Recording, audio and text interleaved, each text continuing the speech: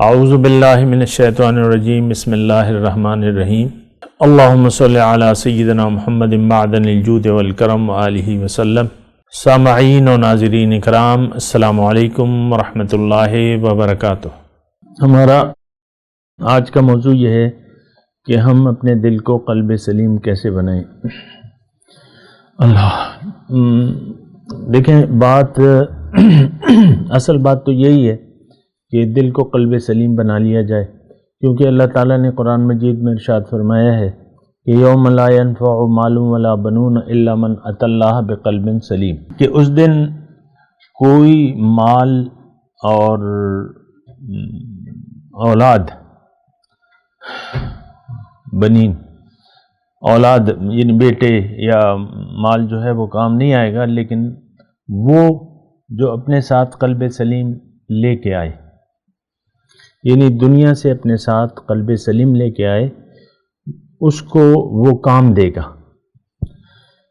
یہ ایک اہم موضوع ہے، اور ہم اکثر بات یہ ہے کہ جو ضروری موضوعات ہیں تو ہم اس پر بات کرنا پسند ہی نہیں کرتے، کیونکہ عام طور پہ ہم ایسے موضوعات کے متمنی نہیں ہیں، اور اس کی وجہ یہ ہے، یعنی سوال یہ بھی ہے نا کہ ہمارے دل میں ایسے سوالات کیوں نہیں پیدا ہوتے، تو اس کی وجہ یہ ہے کہ ہمارا رخ جو ہے وہ دنیا کی طرف ہو گیا ہے، اور ہماری توجہ جو ہے، توجہ کا مرکز دنیا ہے اور دنیا کے حالات کار ہیں۔ ہر شخص اپنے، وہ قیامت کے دن کے بارے میں آتا ہے نا کہ ہر شخص اپنے پسینے میں ڈوبا ہوگا تو یہاں ہر شخص اپنے پسینے میں، اپنے مسائل میں ڈوبا ہوا ہے۔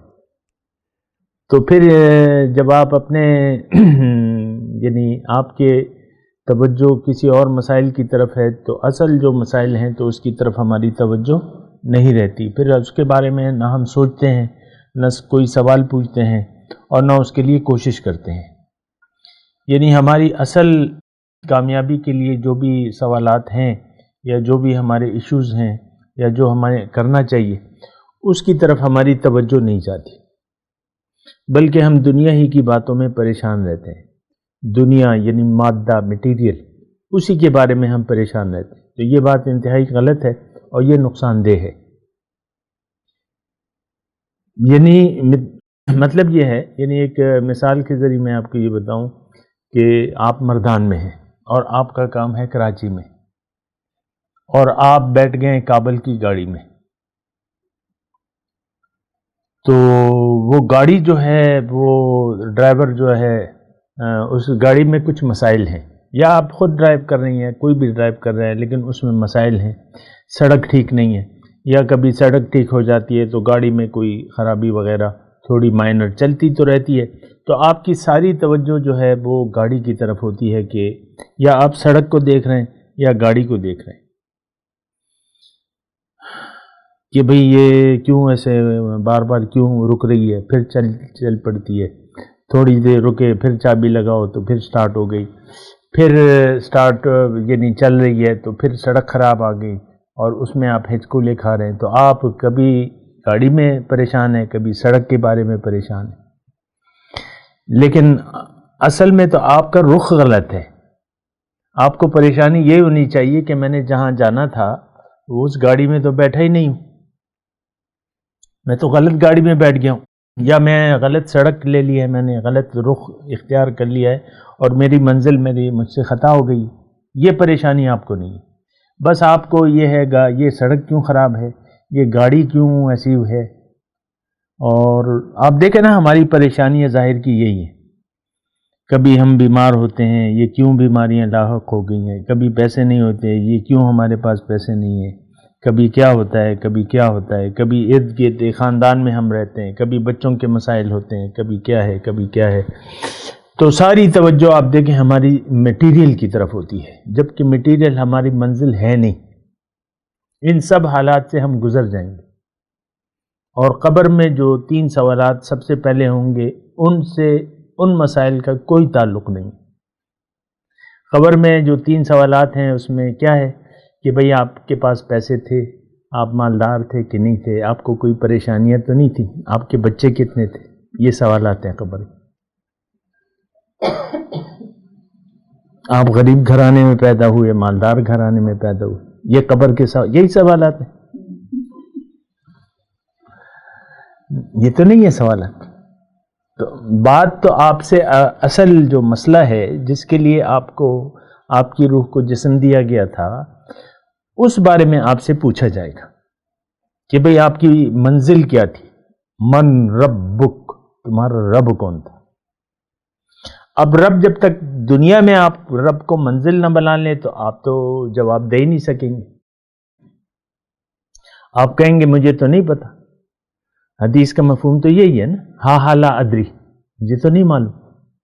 رب کو آپ بھلائے رکھے، ساری زندگی آپ نے گزار دی، رب کو بھلا کے گزار دی، آپ کو پتہ ہی نہیں تھا۔ یعنی من نبی، تمہارا نبی کون تھا، آپ کہیں گے مجھے تو پتہ ہی نہیں۔ تمہارا دین کیا تھا، آپ کہیں مجھے تو پتہ نہیں۔ یا ہم دین کو تو آج آپ دیکھ لیں، یہ سارے سوالات اس کے آج بھی ہمارے پاس جوابات حقیقی طور پہ نہیں ہیں تو وہ رسمی طور پہ ہیں۔ آپ کچھ اگر کوئی آپ سے پوچھے بھی تو آپ رسمی طور پہ رٹے رٹائے جوابات جو کتابوں میں لکھے ہوئے ہیں آپ دے دیں گے، بات ختم ہو گئی۔ اصلی جواب آج بھی نہیں ہے آپ کے پاس کہ آپ کا رب حقیقی کون ہے۔ آپ کی تو امیدیں غیر سے وابستہ ہیں، اللہ سے تو وابستہ نہیں ہے ہماری امید۔ اللہ ہماری امیدوں کا نہ مرکز ہے نہ ہم بنانا چاہتے۔ تو بہرحال میں آپ کو یہ کہہ رہا ہوں کہ جو سوالات جو مسائل ہیں اس کے بارے میں سوچنا چاہیے۔ آج جس بھی حالات کار میں آپ رہ رہے ہیں یا زندگی گزار رہے ہیں، کل یکسر وہ حالات بدل جائیں گے، آپ یہ جسم اور یہ زندگی چھوڑ کے چلے جائیں گے اور آپ اپنے رب کے حضور پیش ہو جائیں گے۔ اب وہاں جو ہے آپ سے پوچھا جائے گا اس بارے میں جس بارے میں آپ کو دنیا میں بھجوایا گیا تھا، کہ آپ کو، یعنی اللہ تعالیٰ نے ظاہر ہے کہ آپ کو بھجوایا ہے آخرت کی کامیابی کے لیے، اور اللہ آپ کی منزل ہے۔ تو بہرحال یہ باتیں سوچنے کی ہیں۔ اپنے سوال کی طرف آتے ہیں کہ ہم اپنے دل کو قلب سلیم کیسے بنائیں۔ تو اس میں بات یہ ہے کہ یہ ایک بہت اہم بات ہے، اور اہم اس لیے کہ اللہ نے ہمیں بتا دیا ہے، قرآن میں لکھ دیا ہے، جو قرآن میں لکھ دیا ہے وہی بات سچی ہے، جو ہمارے اندازے ہیں وہ غلط ہو سکتے ہیں۔ جو قرآن میں اللہ تعالیٰ نے بیان کر دیا ہے وہی بات سچی ہے اور صحیح ہے اور سیدھی ہے۔ اور وہ میں نے آپ کو آیت پڑھ کے سنائی کہ یوم لا ينفع مال ولا بنون الا من اتى اللہ بقلب سلیم، کہ اس دن کچھ بھی آپ کے کام نہیں آئے گا، نہ مال نہ اولاد، لیکن وہ جو اپنے ساتھ اتى اللہ، جو اللہ کے پاس آیا قلب سلیم لے کے۔ تو بہرحال یہ سوال ہے، اور یہ حقیقت یہ ہے کہ قلب سلیم لے کے جانے والا شخص ہی کامیاب ہوگا اس آیت کی روح سے، کہ وہ پاک ہو، پاک ہو، پاک لوگ جنت میں جائیں گے۔ جنت پاک جگہ ہے، نجس اور ناپاک لوگ وہاں نہیں جا سکتے۔ آج کل تو دیکھیں ہمارے خیالات نجس ہیں، آلودہ ہیں۔ نجس کا مطلب یہ ہے ناپاک۔ ناپاک دنیا کے خیالات سے دل ناپاک ہو جاتا ہے اور نجس ہو جاتا ہے۔ یہ انما المشرکون نجس، قرآن کی آیت ہے نا، کہ مشرک جو ہے وہ نجس ہے، ناپاک ہے وہ۔ اب ظاہر ہے کہ وہ 7 من دودھ سے بھی اپنے آپ کو نہا لے، وہ پھر بھی پاک نہیں ہو سکتا۔ مشرک جو ہے وہ جتنا بھی ظاہری صفائی کر لے، باطن اس کا نجس ہے، تو اللہ تعالیٰ نے اس کو نجس قرار دیا ہے۔ تو بات یہ ہے، اب مشرک کیا ہے؟ مشرک وہ شخص ہے جو جس کا دل اللہ کی یاد سے غافل ہے اور دنیا کی یاد سے اس کا دل آباد ہے۔ یہ بات مختصر میں نے آپ کو تشریح کر دی۔ وہ شخص مشرک ہے، وہ مشرکانہ یعنی اعمال جو ہیں وہ مشرکانہ ہوں گے۔ اس کی میں ابھی تفصیل نہیں کر رہا، میں کر بھی چکا ہوں، لیکن بات یہ ہے کہ نجس لوگوں کے لیے جنت نہیں ہے، کم از کم پاک لوگوں کے لیے۔ قلب سلیم جو لے کے آئے، قلب سلیم کا مطلب سالم دل۔ سالم دل کا مطلب یہ ہے کہ آپ کا دل غیر کی محبت سے پاک ہو، بالکل پاک ہو۔ تزکیہ، قد افلح من تزکا، یقیناً کامیاب ہو گیا جس نے اپنا تزکیہ کر لیا، صفائی کر لی اپنے آپ کی۔ اور یہ جو تزکیہ نفس ہے یہ بھی ہماری موضوعات سے باہر بات ہے، ہم اس پہ سوچتے نہیں ہیں۔ دنیا میں کیسے جئیں گے، ہمارا مستقبل کیا ہوگا، کل کیا ہوگا، پرسوں کیا ہوگا، اس بارے میں تو ہم پریشان رہتے ہیں، لیکن جو اصل جو تزکیہ نفس ہے، یعنی تزکیہ وَنَفْسٍ وَمَا سَوَّاهَا فَأَلْحَمَهَا فُجُورَهَا وَتَقْوَاهَا قَدْ أَفْلَحَ مَنْ زَكَّاهَا، یقیناً کامیاب ہو گیا وہ شخص جس نے اپنا تزکیہ کر لیا، صفائی کر لی، پاک کی۔ تو دیکھیں یہ ساری باتیں ہیں، اس کو ذرا آپ نے اہمیت دینی ہوگی اور اس پہ سوچنا ہوگا۔ آج میں دوبارہ کہہ رہا ہوں کہ آج آپ جن حالات میں ہیں، کل بالکل یہ حالات کار بدل جائیں گے۔ آپ اس جو ماحول ہے اس سے آزاد ہو جائیں گے۔ آپ دیکھ لینا کہ یعنی جب قبر میں انسان پہنچتا ہے تو وہاں جو ہے یعنی وہ سوالات نہیں رہتے جو دنیا کے ہیں، دنیا کی پریشانیاں ختم ہو جاتی ہیں قبر میں۔ اب وہاں نئی، اگر جس نے تیاری نہیں کی ہوتی تو اس کے لیے نئی پریشانیاں شروع ہو جاتی ہیں۔ بہرحال اس کے بارے میں بات کرتے ہیں ایک وقفے کے بعد۔ وآخر دعوانا ان الحمد للہ رب العالمین۔